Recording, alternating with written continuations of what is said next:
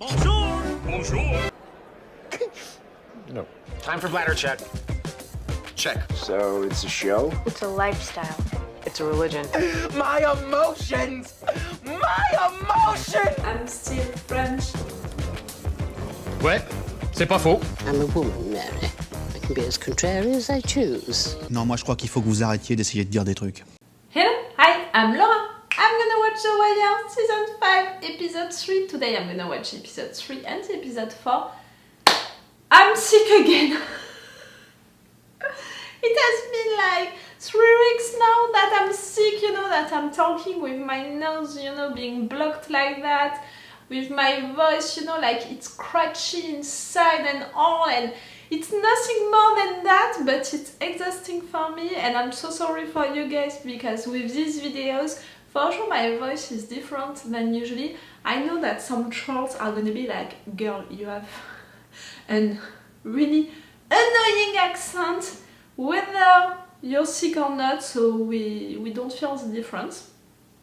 But it's like that, and it's bothering me also because I can't breathe by the nose, so I'm really like, when I'm talking, I can't breathe neither, so when I'm finishing a sentence, I'm really like,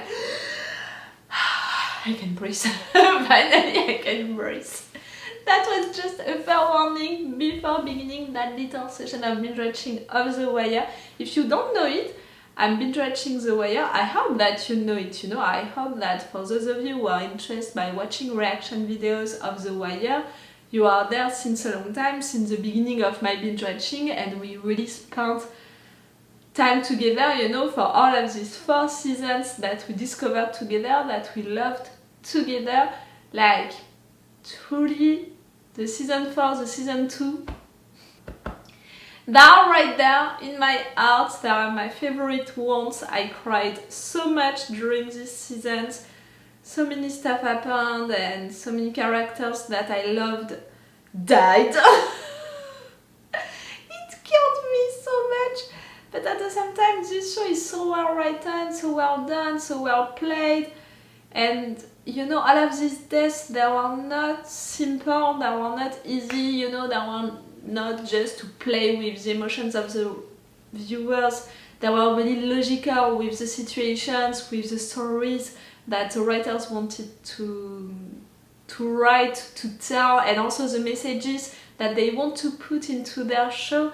Like, it was logical for these characters to die like that, and it's not just bringing something to the character, you know, to the characters who knew that one, and also to the story. It's also bringing something, like it's explaining something to the viewers, and I love that for sure, even if it hurts, I love that.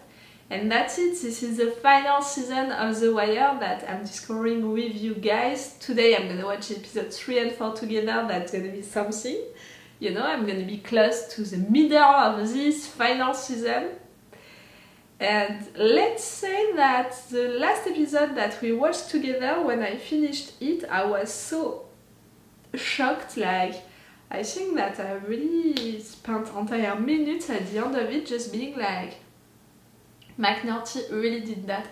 It's really something that I can understand with what we saw of his character, but also which is really bothering me because we saw him being so drunk, being really, you know, in dark places, like at several occasions he didn't care about staying alive or not, and even more, he was that close to try to kill himself. So really we saw him at his darkest points, you know, into his life and all. But for me, what he did at the end of the last episode was the worst thing ever that I saw him, you know, doing. And even more for me, it's proving that in fact right now he is at his worst point ever, his darkest place ever, because of the fact that before, even when he was drunk, desperate and all, at least he was respecting his work, his job. He was valuing it so much that he could fight with other people for it and all, but that was so important for him. That was really the only thing which was important for him, in fact. So for him, right now at the end of the last episode, to lie about the death of that guy, to disguise it into a crime, like someone killed that one, like you have a serial killer in town and all. I don't care about why he's doing it, because it just means that he doesn't value his job, that it's okay to lie about it. So for me it means that he has nothing in his life now. He's drunk again, he's unfaithful again, he's lying again, and he doesn't value his job now. For me, he has nothing right now, and he lost truly my respect when he did that. I hated also a little Bunk's reaction, not Bunk himself, but his reaction, being like, I don't want to have anything to do with it, so I'm leaving the place. You saw it. You saw your friend doing that. You didn't block him. You didn't interrupt him. For me, you're accomplice. You know, you can't be like, oh, I didn't do it, so no, like I'm clean. You were a witness and you didn't intervene. You are accomplice. That's the rule, you know, for each crime of this world. If you are a witness and you are choosing to not intervene when you could intervene, and not only to be sure that this crime wouldn't happen, but even more because it's your friend doing it, so it's also your job as a friend, not only as a citizen, you're accomplice. For me, at least. For my values, my principles, you're accomplice. So yes, I hated his reaction. I hope that he's gonna do something about it. Right now, Bunk, like, I trust Bunk to still have values and to still value his job enough to maybe do something about it right now. We'll see. I find that really interesting, the parallel that the writers are making between Bubs and McNulty, because McNulty, during the previous season, we thought that he changed, and in fact, no, just he was not tempted. And being tempted again, he didn't hesitate, you know, maybe not even a second, like he went into it again, and worse than before. When Bubs, right now, he is tempted again, you know, like he's meeting his old friends, he has no money, he has no consideration in his new job, in his family, like really, it would be so easy for Bubs to be tempted again, to come back to drugs again, and he's not doing it. He's staying like that.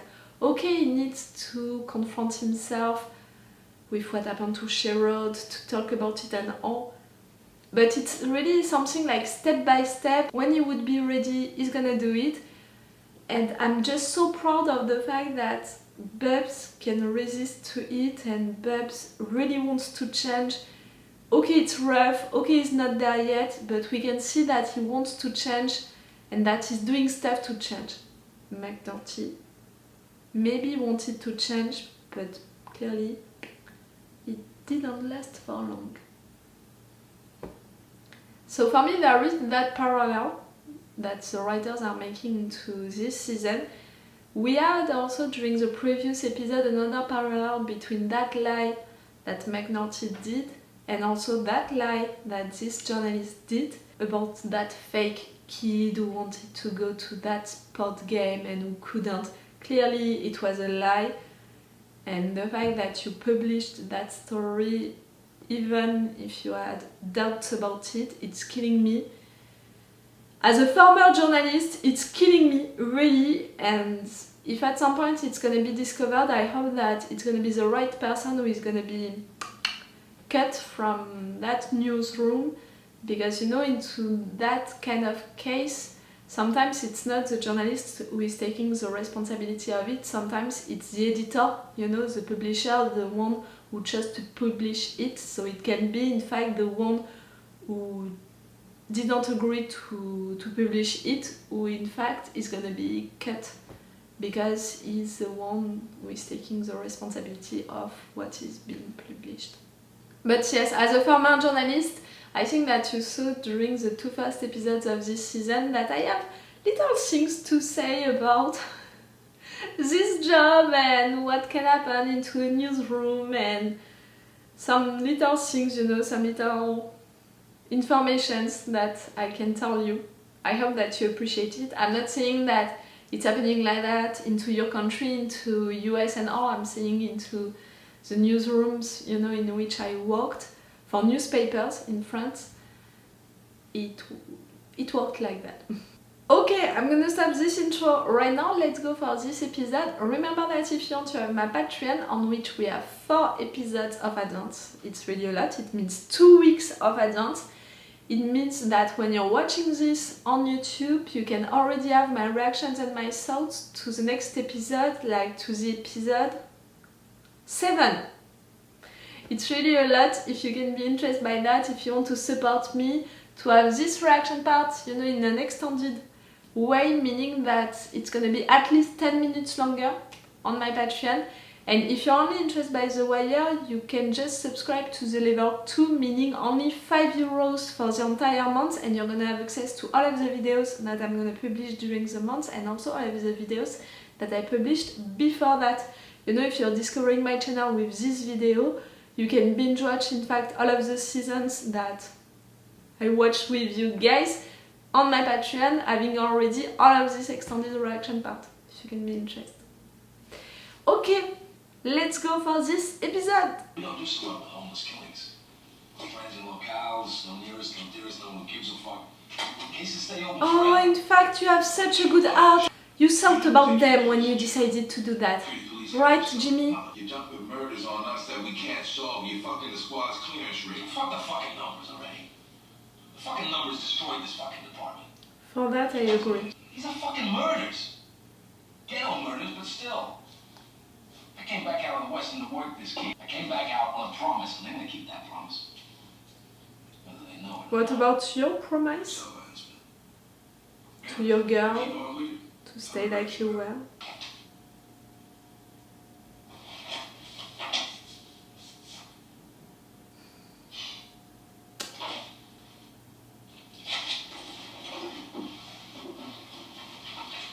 You're gonna find a way to justify your serial killer lie.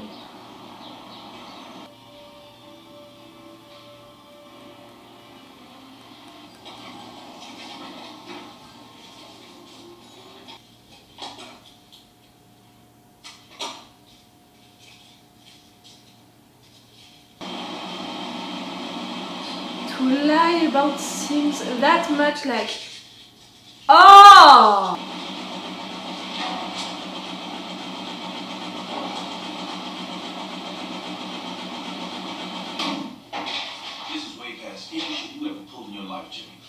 That's what I said.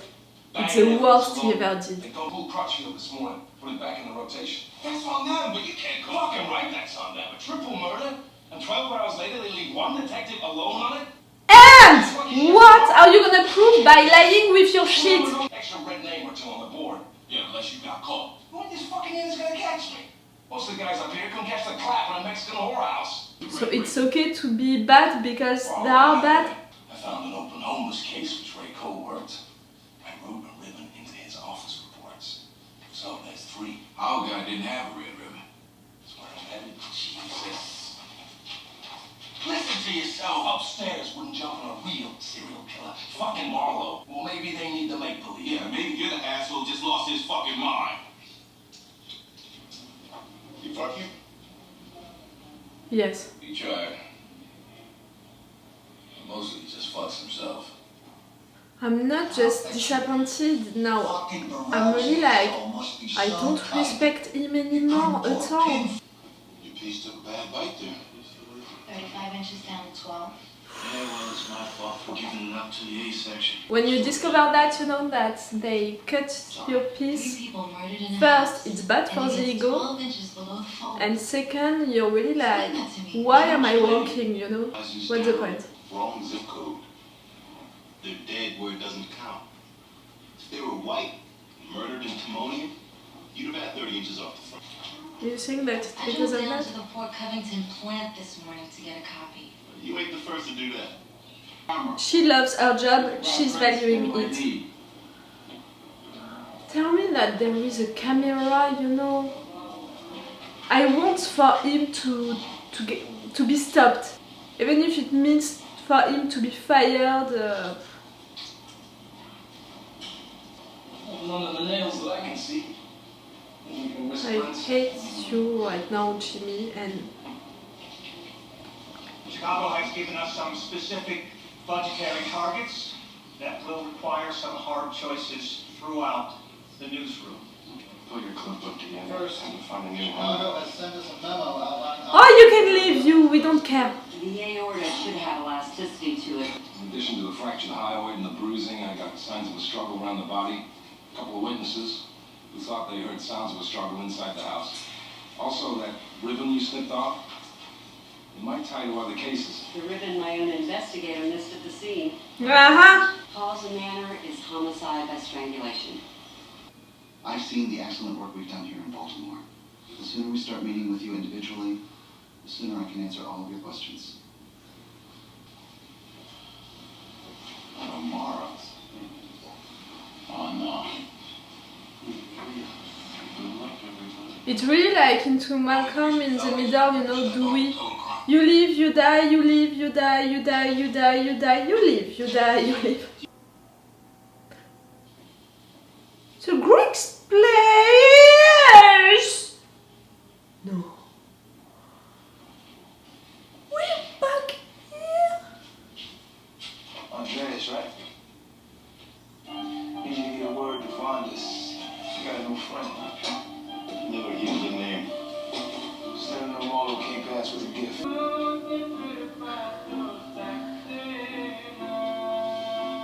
That man was homeless, but he had a red ribbon tied around his wrist. I mean, what does a homeless guy have to remember that he should have a red ribbon tied around his wrist? Ha! Marlo, That's my answer. nice out. If you got a problem, then I got a problem. That's how the co-op work. What's the problem? I got too much money. Son, believe me, you ain't alone. That was such a good camera move idea. You got any ideas? Marlo, you're approaching the grease to cut him out, but you're still playing with him. How'd it go? You've done excellent work. Without being explicit, they gave me a choice. Either the copy desk or the buyout. You're kidding, right? Apparently they can hire 1.5 20-somethings for what it costs to keep me in print, so... Sorry, man. Fuck it. I might as well get to work on a great American novel. Red Ribbon, one of Ray Cole's fathers. Hey, hon. How's the stain look on the cabinets? They dry yet? Great. Yep, I'm on my way. I love you, you lazy asshole. It's giving you time, Jimmy, to renounce to your bullshit. I hope. Oh, prison. Set up one in his family.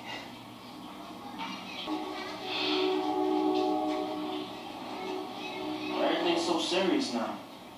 And you came back to the place where you used to be with your little friends, like Teacher meetings. Duquan is keeping an eye on him, don't worry. Got my corner around me. What? Six Flags be open here. See, Pastor here, he one of about 3 I like to give money to. Help with his good works and all that. Oh, he down with all kind of missionary work going on down Joe, you're showing him all of his work, you know, all of the people with whom you're working. He's not gonna need you at the end. Tiny ass Caribbean island, don't truck with no subpoenas, no court orders, none of that. You pay 10 on the dollar. Anything beyond that depends on your generosity.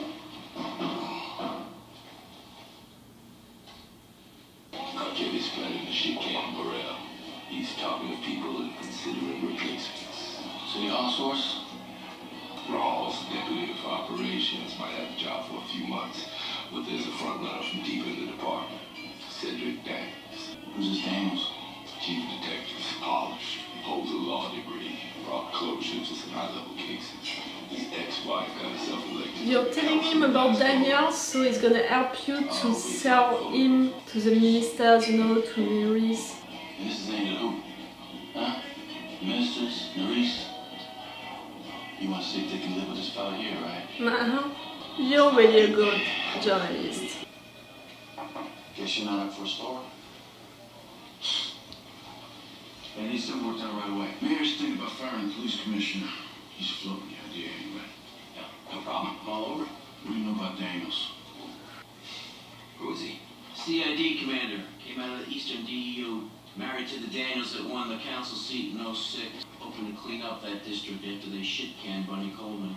You know about him. He's been shacked up with Ronnie Perlman on his office. He knows, but because he cares about this city, what's happening to it, when this one doesn't care at all. What's the man's favorite color?